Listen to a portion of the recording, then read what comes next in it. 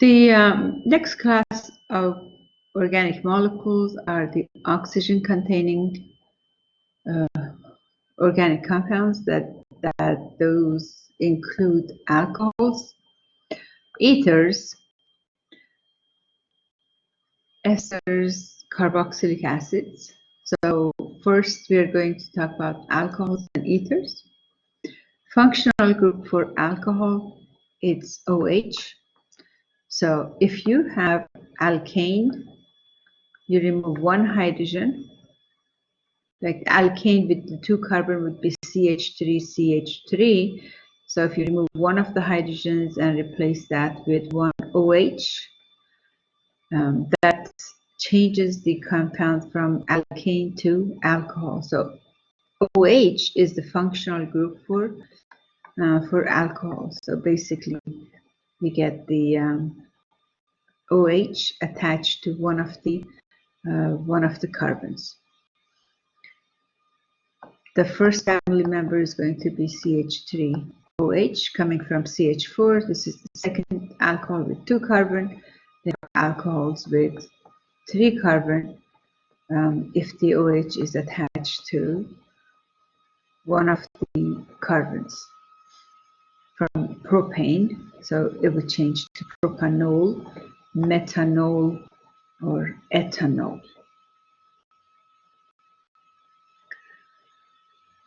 To prepare alcohols, basically fermentation is used. That's one of the methods.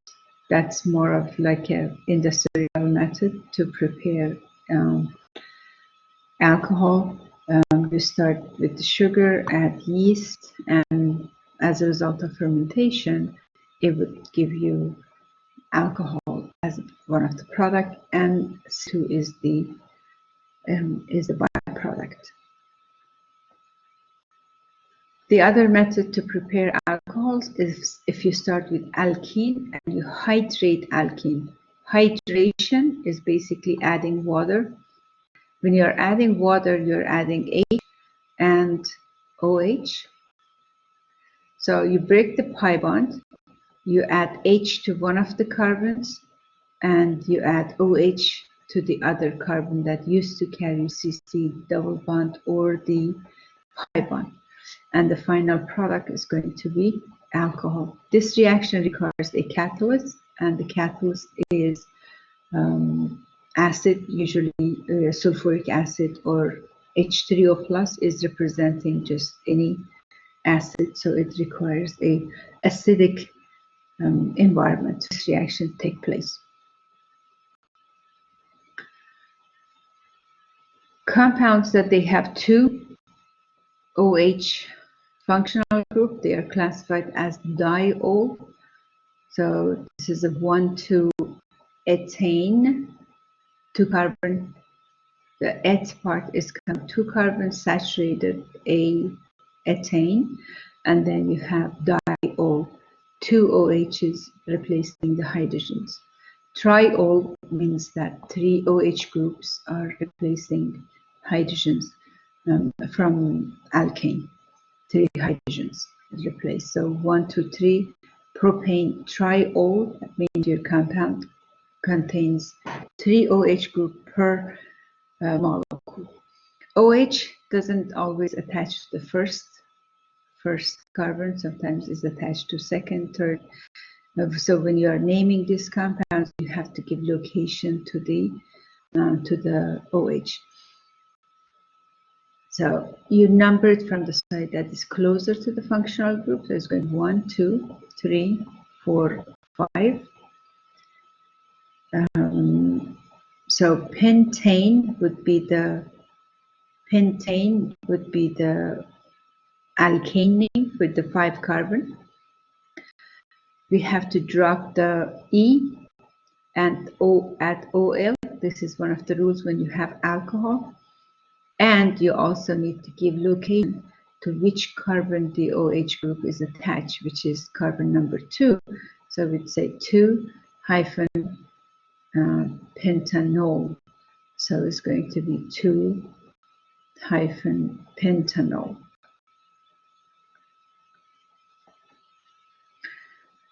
5 carbon, all means that it's alcohol, and 2, it shows the OH is attached to carbon number 2. Another example for naming this alcohol, we always go with the longest carbon chain, and we start numbering from the side that is closer to other branches, and in this case it has to be close to the functional group. So we have a choice of starting from this CH3 or this CH3 as carbon 1, 2. So when we get to this point, we have a choice of going up or going to the right side, because the right side gives like longer carbon chain. That's the route that we are going to take. So 1, 2, 3, 4, 5. This carbon did not take a number, so is a 1 carbon branch. We have to name that as a branch, and we have to give location. So it's the 2, given the location for metal, 2 metal, 5 carbons, so it's going to be pentanol, and then your OH is on carbon number 2, so you have to include that as the name, pentanol. So it's going to be 2 methyl, 2 pentanol. Longest carbon chain, then you number it from the side that is closer to the functional group. You give the name of the branch first and the location of the branch, which is the 2 methyl. Give the location of the functional group, which is the OH. That's the 2 also, because it's attached to the same carbon.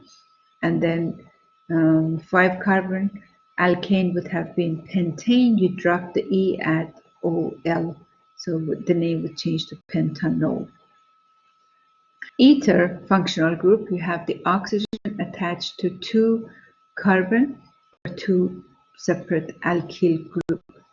So this is the functional group, and this functional group, it makes the molecule to be classified as ether, another oxygen-containing organic molecule.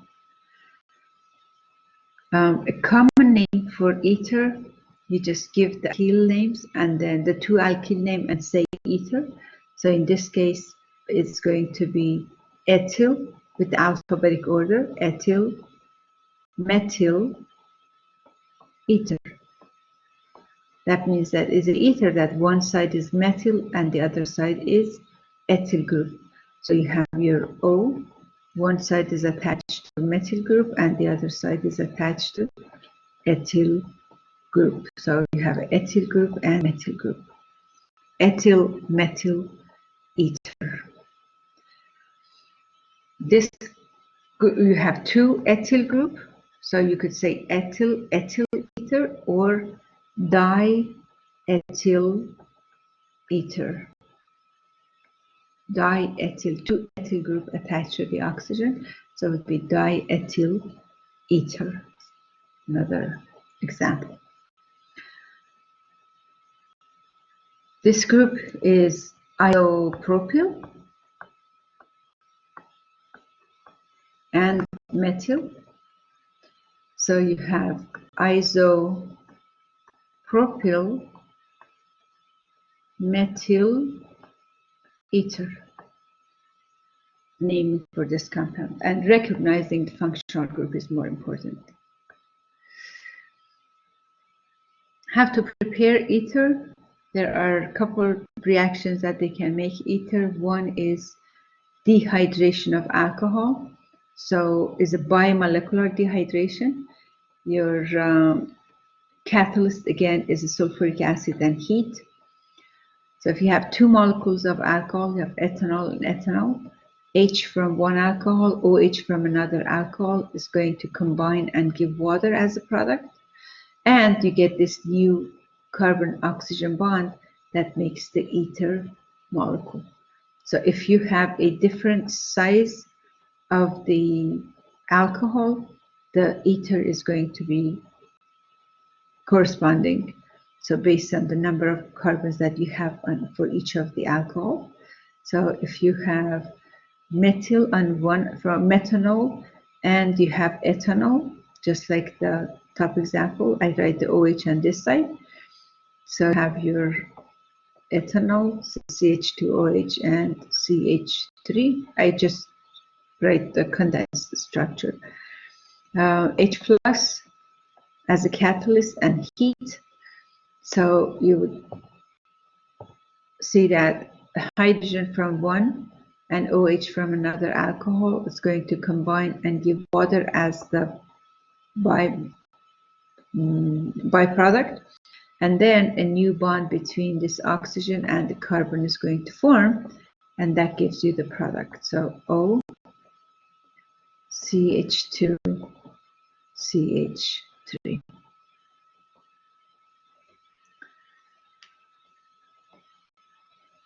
Next class of the compounds is aldehyde, ketones, carboxylic acids, and esters. These are also oxygen-containing compounds. Just to introduce the functional groups, if you have a CO double bond, one side attached to carbon and then on the other side is attached to hydrogen, that would be aldehyde.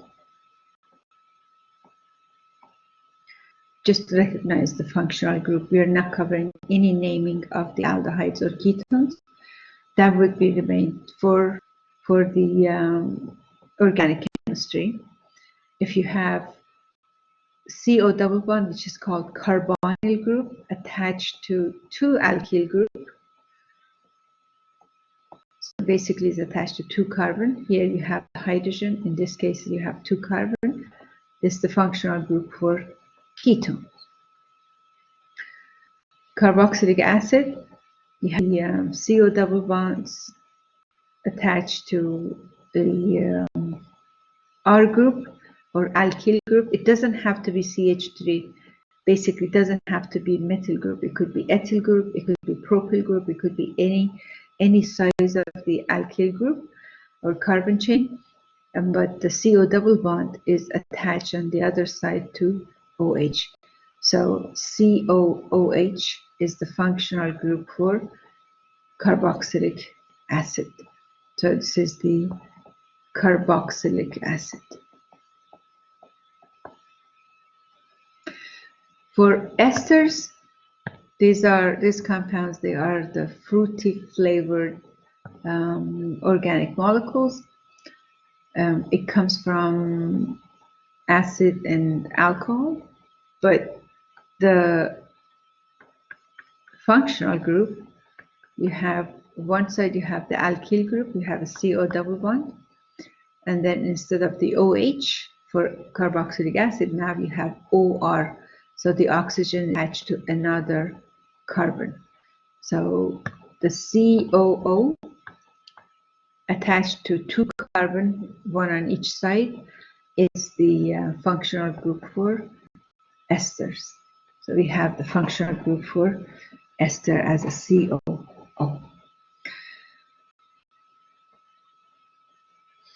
So that's the carbonyl group.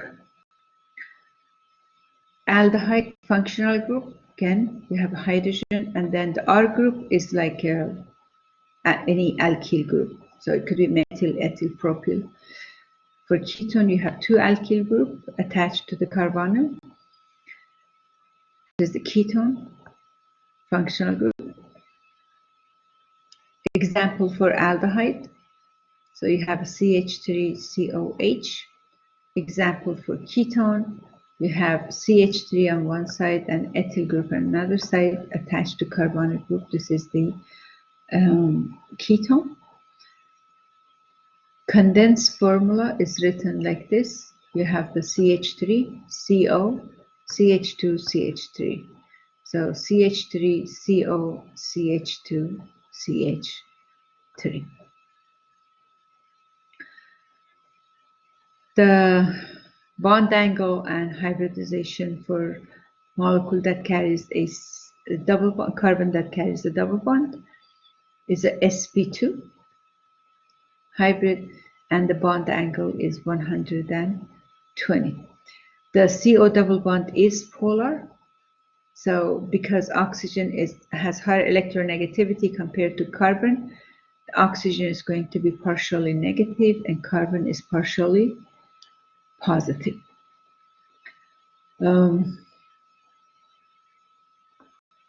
This makes the molecule to be like a small size of aldehydes and ketones are soluble in water. Like acetone with 3 carbon is a ketone that dissolves in water.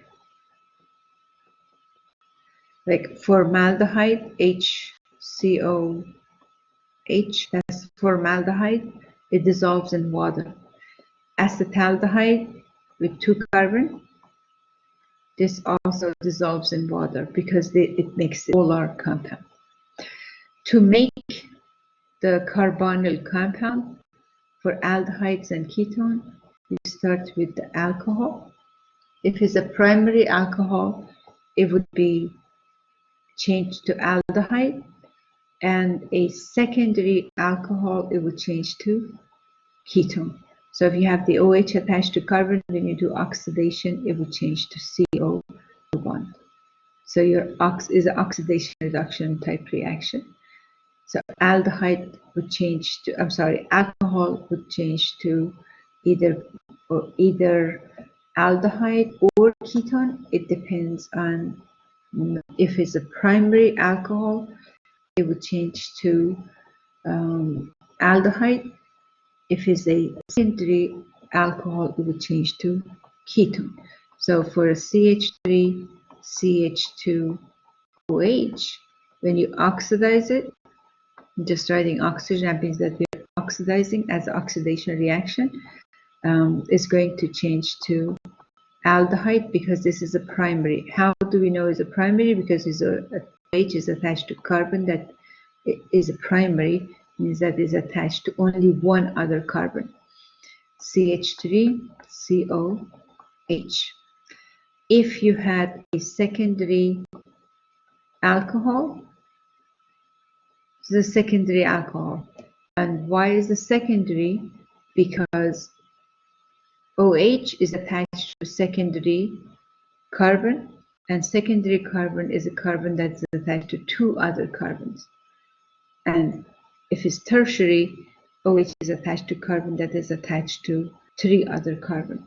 So when you oxidize, the secondary is going to change to ketone.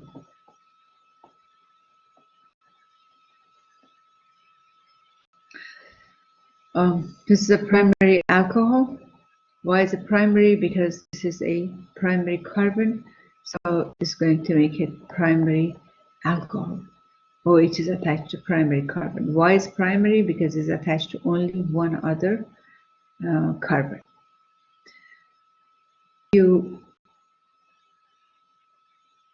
So just to recognize the functional group, A in this case would be alkane, and you have aldehyde, and this is a carboxylic acid because you have the COOH as the functional group. Least oxidized, aldehyde is more oxidized than this, and carboxylic acid is more oxidized because it's attached to more oxygen molecules.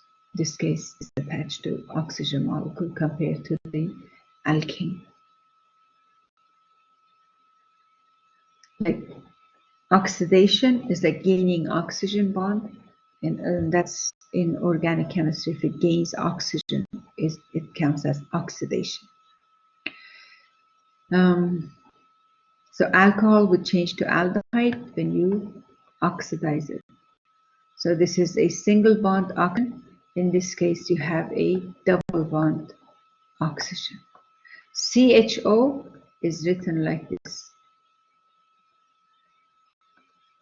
COH is COH. CHO for aldehyde functional group, its condensed formula is written CHO, but when you expand it, it's a C double bond H.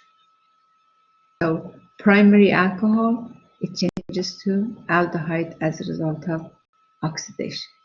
This is a secondary alcohol would change to ketone because if you expand this, it looks like this. CH3CO double bond CH3, and that's the secondary alcohol. Basically, this OH is attached to this carbon, which is a secondary carbon.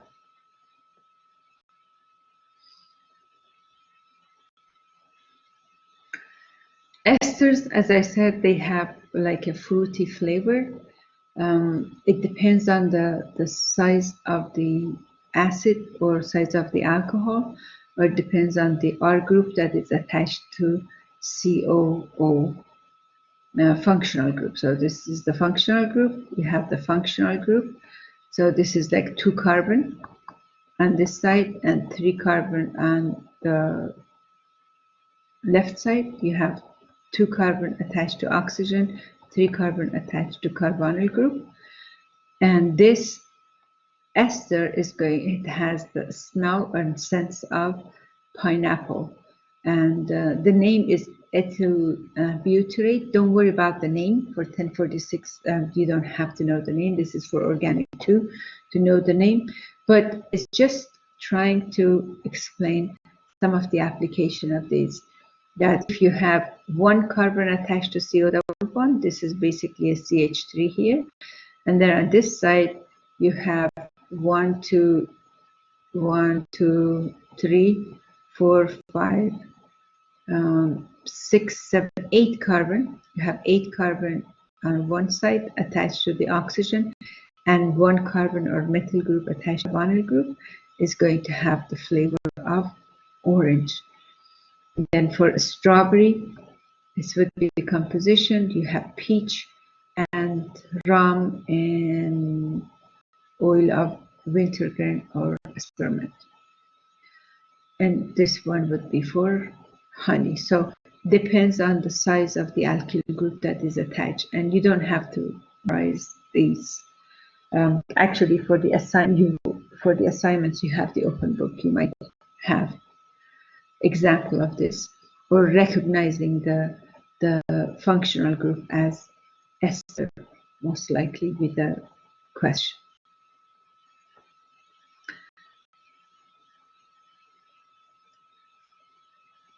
So ester is coming from carboxylic acid plus alcohol. So if you look at the left side of the molecule, it's exactly like what you have in the carboxylic acid, and this side is coming from the alcohol. So if you have like ethanoic acid and add methanol in presence of sulfuric acid, heat up for a few minutes, it will change to this molecule, which is ester.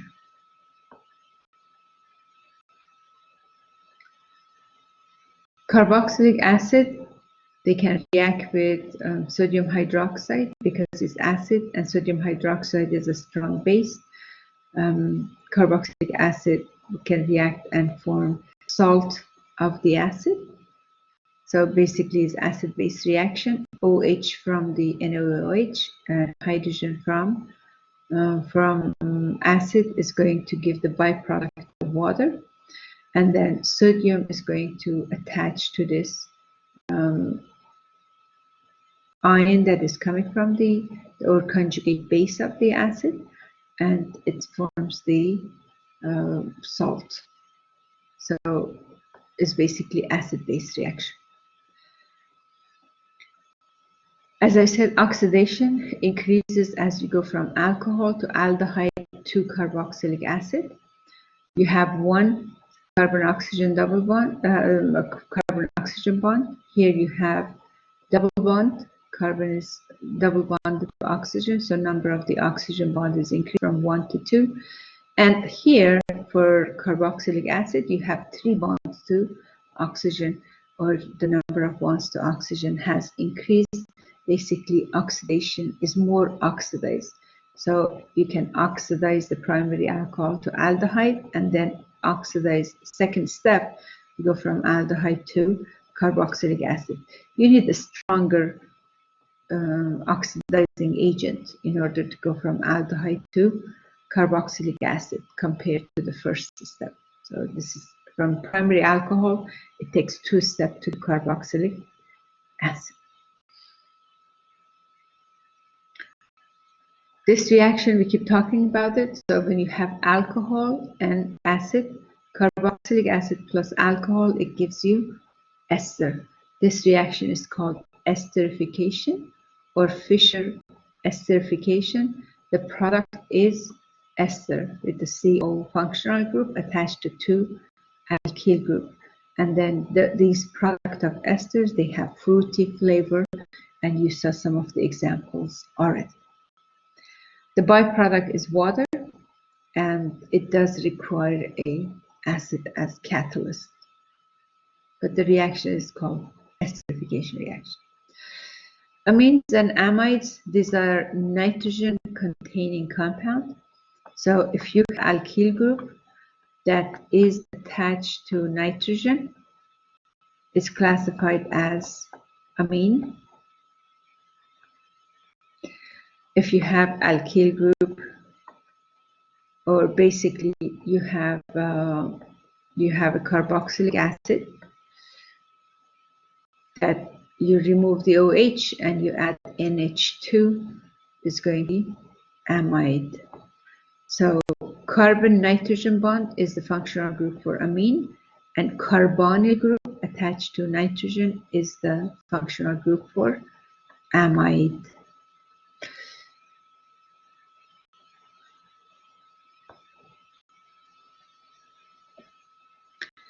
Amines, if you have 1 carbon-nitrogen bond, is called a primary amine. Example would be methylamine. If you have 2 carbon-nitrogen bonds, this is a secondary amine and is dimethylamine. And if you have 3 carbon-nitrogen bond, is classified as a tertiary amine. So it's going to be trimethylamine. So for amines, we could have primary, secondary, or tertiary amine.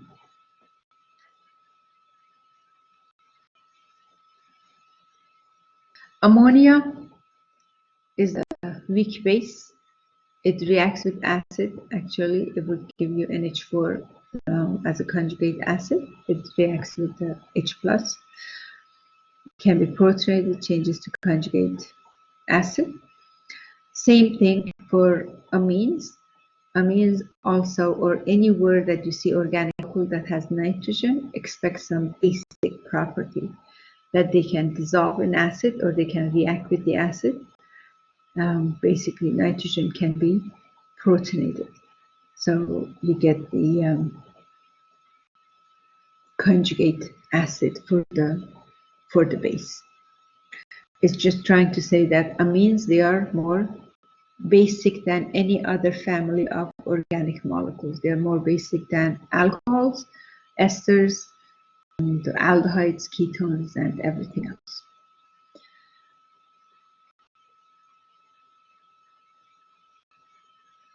Amino acids. Amino acid is a compound that contains acid functional group, COOH, and it has amine functional group. So this is, if you have both of them attached to the same molecule, this functional group is known as the amino acid. There is a hydrogen. That's the third group because carbon carries 4 groups. So you have 1 acid functional group, 1 amine functional group, 1 hydrogen, and then the R group in general. So this R group could be hydrogen, could be methyl, it could be like different groups, and different group is going to give a specific name for the amino acids. There are like 20 common amino acids that the part A, B, and C are the same. The only difference is the R group.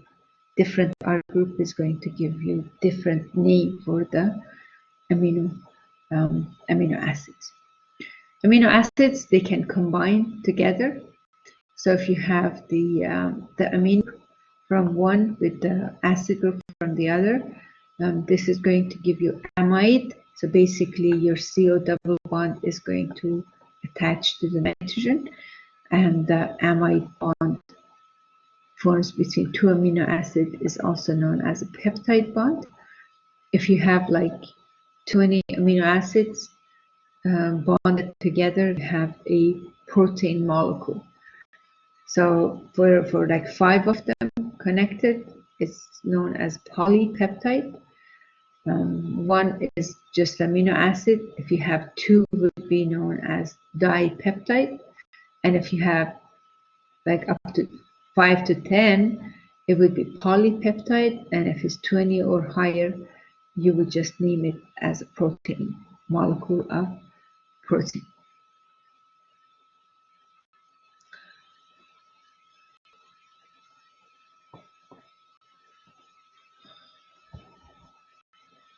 Okay, so the summary of the functional group, which you hopefully memorize it.